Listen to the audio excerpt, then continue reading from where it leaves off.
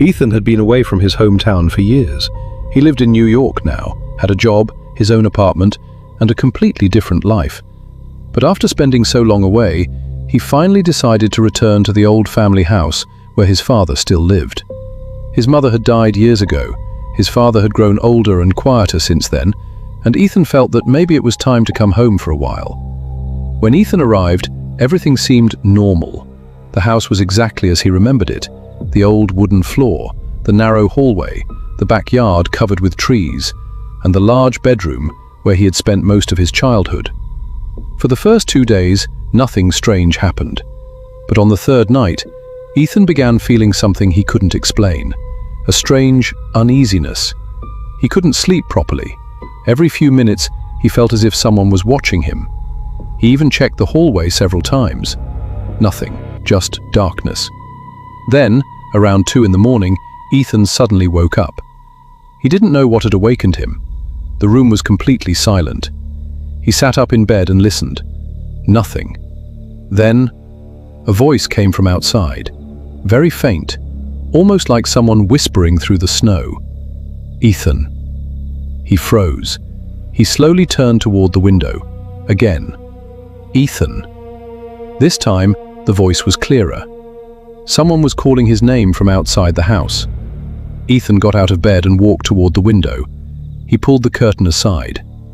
Outside, snow was falling heavily. The entire backyard was covered in white. The trees were barely visible through the darkness. There was nobody there. Ethan stared for several seconds. Then the voice came again. But this time, it sounded farther away. Ethan. He stepped away from the window. His first thought was that maybe his father had gone outside. But something didn't feel right. He quietly left his room and walked downstairs. His father's bedroom door was closed. Ethan knocked. "Dad?" No answer. He opened the door slightly. His father was asleep. Ethan stood there for a moment, confused. If his father was inside, then who had called him? He returned downstairs. The back door was right beside the kitchen. He hesitated before opening it. Then he stepped outside. Cold air hit his face. Snow was falling harder now. He looked across the backyard. Nothing. Just trees, darkness, and silence. Then, Ethan. The voice came from beyond the backyard. Ethan slowly looked toward the trees. His heart started beating faster. He should have gone back inside. But instead, he took one step forward, then another. The voice came again, farther away this time, as if whoever was calling him was slowly walking away. Ethan followed. He didn't know why. Maybe he wanted to prove to himself that there was a normal explanation. But after several minutes, he realized something. He could no longer see his house. Ethan stopped. He turned around. The snow had already covered his footprints. For the first time, he felt genuine fear. He looked into the darkness behind him. Nothing. Then, from somewhere deep among the trees, his name was whispered again. Ethan. He stood completely still, because this time, the voice didn't sound like a stranger. It sounded exactly like someone he knew. And then Ethan realized something that made his blood run cold. The voice sounded like his mother's.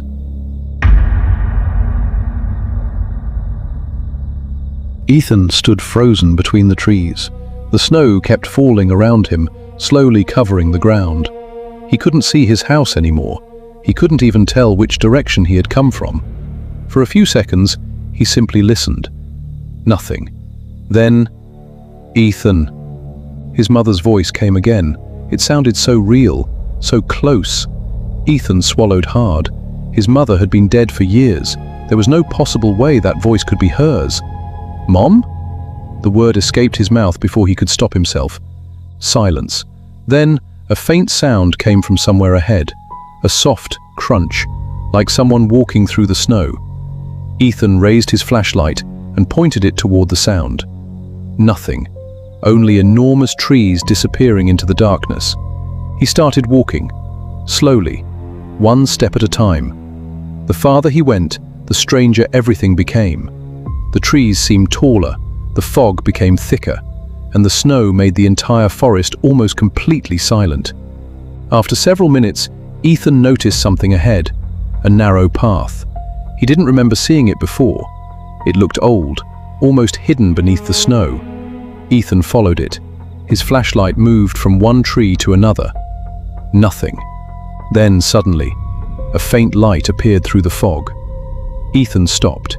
It was a weak, pale light in the distance. For a moment, he thought it might be a house. Maybe someone lived out here. Maybe he could ask for help. He started walking toward it, but with every step, the light seemed to move farther away. Ethan stopped again. The light stopped too. He took another step. It moved again. He began to feel uneasy. "Who's there?" No answer. He turned around.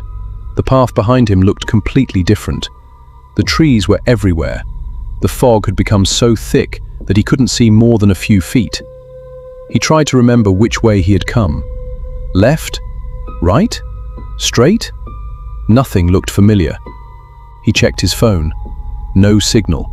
The battery was almost dead. Ethan suddenly felt a wave of panic. He had to get back. Now. He turned around and started walking in what he thought was the direction of home. After a few minutes, he realized something terrifying. He had passed the same tree 3 times. There was a long, broken branch sticking out from its trunk. He remembered it clearly. Ethan stopped breathing for a moment. He wasn't getting closer to home. He was walking in circles. Then he heard something behind him. Crunch. He turned around. Nothing. Crunch. This time, closer. Ethan raised the flashlight. The beam disappeared into the fog. "Who's there?" Silence. Then, crunch, right behind him. Ethan spun around. Nothing. His breathing became heavier. He slowly stepped backward, and then he noticed something on the snow. Footprints. Someone else's footprints. They started several feet behind him and ended directly where he was standing. Ethan stared at them. He hadn't heard anyone approach. He hadn't seen anyone, yet the footprints were there. He slowly lifted his head. The forest was completely still. Then a voice whispered from somewhere behind him. "Ethan!" He turned. Nothing. The voice came again. But this time, it wasn't his mother's voice. It was his own voice. "Ethan, don't go back." He froze. His own voice, coming from the darkness. Ethan took a step backward, then another. He suddenly felt something touch his shoulder. He spun around. There was nobody there. And before he could react, something slammed into his back. Ethan was thrown forward. His head struck the frozen ground. His flashlight flew from his hand and disappeared into the snow. Pain exploded through his body. He tried to move, but everything was spinning. The trees above him became blurry. The last thing Ethan saw before losing consciousness was a dark figure standing between the trees, completely motionless, watching him. Then everything went black. Ethan slowly opened his eyes. For several seconds, he couldn't remember where he was. His head was pounding. His clothes were covered in snow. He tried to move his arms and felt a sharp pain in his shoulder. Then everything came back to him. The voice, the forest, the footprints, and the thing that had pushed him from behind. Ethan immediately looked around. There was nobody there. The dark figure was gone. Only the trees remained. He struggled to sit up. His flashlight was lying a few feet away, half buried in the snow. He grabbed it and switched it on. The light flickered, then stayed on. Ethan looked at the forest. Something was different. The fog had started to disappear, and through the trees he could see a faint yellow light, a house. His heart filled with relief. He stood up and started walking toward it. Every step hurt, but he kept going. He didn't look back. After several minutes, the trees began to thin out. Then Ethan saw it. His house. The same house he had left hours ago. The porch light was still on. Ethan almost ran toward it. He reached the back door and grabbed the handle. Locked. He knocked. "Dad!" No answer. He knocked again, harder. "Dad, open the door!"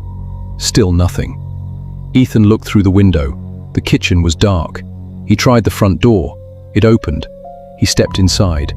The house was completely silent. "Dad?" Nothing. He rushed upstairs. His father's bedroom door was open. The bed was empty. Ethan stopped. His father wasn't there. Then he noticed something on the floor, a trail of wet footprints. They started at the back door and continued down the hallway. Ethan followed them slowly. The footprints stopped outside his bedroom. His bedroom door was slightly open. He pushed it. Inside, everything looked exactly as he had left it, except for one thing. The window was open. Snow was blowing into the room. Ethan walked toward it. He looked outside. The backyard was covered in snow, and there, leading from the forest to the house, were footprints. But they weren't coming toward the house. They were leaving it. Ethan stared at them. Then he noticed something else. There was another set of footprints beside them, much smaller, bare feet. Ethan's breathing stopped. He slowly stepped away from the window. Behind him, the floor creaked. He turned around. Nobody was there. Then a whisper came from the hallway. "Ethan." He closed his eyes. He didn't want to hear it. But the voice came again. This time, it was his mother's voice. "Don't follow me." Ethan opened his eyes. The hallway was empty. He stood there for several seconds. Then he heard his father's voice from downstairs. "Ethan?" His heart jumped. "Dad?" He ran downstairs. His father was standing near the kitchen, alive, safe. Ethan nearly collapsed with relief. But then he noticed something strange. His father looked terrified. He grabbed Ethan's arm. "Where were you?" I went into the woods." His father's face went pale. "You heard the voice, didn't you?" Ethan stared at him. "What voice?" His father didn't answer immediately. He looked toward the window, then quietly said, "Your mother heard it too." Ethan felt a chill run through him. "What are you talking about?" His father looked directly at him. "She followed it into those woods 22 years ago." Ethan couldn't speak. His father continued, "We never found her." Silence filled the room. Ethan slowly looked toward the backyard. The snow was still falling. Then, somewhere beyond the trees, a faint voice whispered his name. "Ethan." His father grabbed his shoulder. "Don't go outside." Ethan stared into the darkness. The voice came one final time, but this time, it wasn't calling him. It was saying goodbye. "Ethan, go home." Ethan looked at his father, then back toward the forest. And for the first time, he understood something. Whatever had followed him that night hadn't wanted to kill him. It had wanted him to remember. The next morning, Ethan left the house with his father. He never returned to the forest.